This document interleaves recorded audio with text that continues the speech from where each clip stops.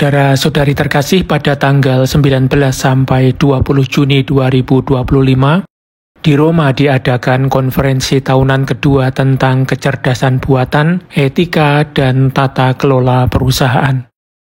Paus Leo ke-14 menyampaikan pesan kepada para peserta yang hadir dalam konferensi tersebut.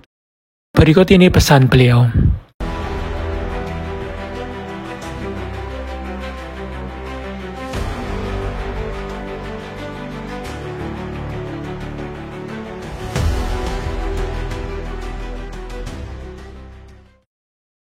Pada kesempatan konferensi tahun kedua tentang kecerdasan buatan di Roma ini, saya menyampaikan doa dan harapan baik kepada semua peserta.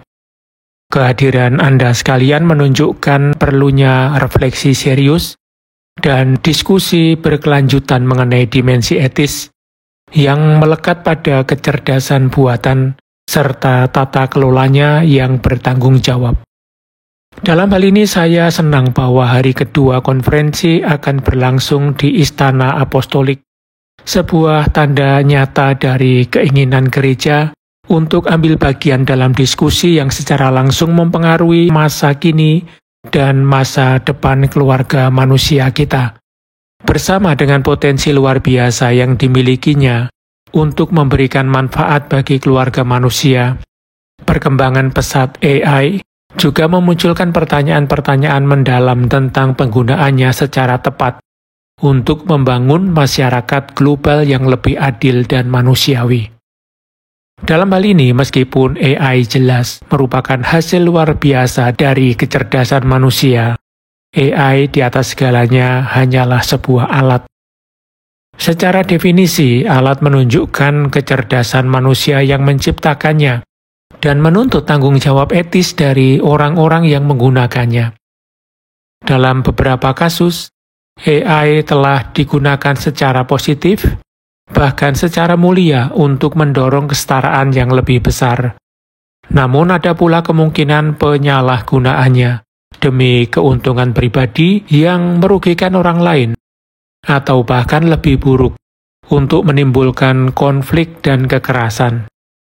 Dari pihak gereja, ingin berkontribusi dalam diskusi yang tenang dan tercerahkan tentang persoalan-persoalan mendesak ini, dengan mempertimbangkan dampak AI dalam terang pengembangan integral pribadi manusia dan masyarakat.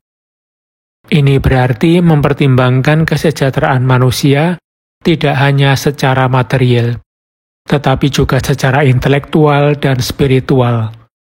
Ini berarti menjaga martabat manusia yang tak dapat diganggu-gugat serta menghormati kekayaan dan keragaman budaya serta spiritual bangsa-bangsa di dunia. Pada akhirnya, manfaat atau risiko dari AI harus dievaluasi berdasarkan kriteria etis yang lebih tinggi ini. Sayangnya, seperti yang disampaikan oleh Paus Fransiskus, masyarakat kita saat ini mengalami suatu kehilangan atau lenyapnya makna tentang apa artinya menjadi manusia. Dan hal ini menantang kita semua untuk merenungkan lebih dalam tentang hakikat sejati dan keunikan martabat manusia yang kita miliki bersama. AI, khususnya AI generatif, telah membuka cakrawala baru dalam banyak tingkatan, termasuk peningkatan penelitian di bidang kesehatan dan penemuan ilmiah.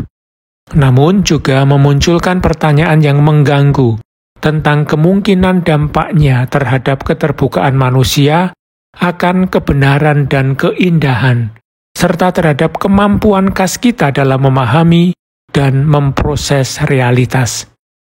Mengakui dan menghormati hal yang unik dari pribadi manusia sangat penting dalam setiap kerangka etika yang memadai untuk tata kelola AI. Saya yakin kita semua memiliki kepedulian terhadap anak-anak dan kaum muda, serta kemungkinan dampak penggunaan AI terhadap perkembangan intelektual dan neurologis mereka.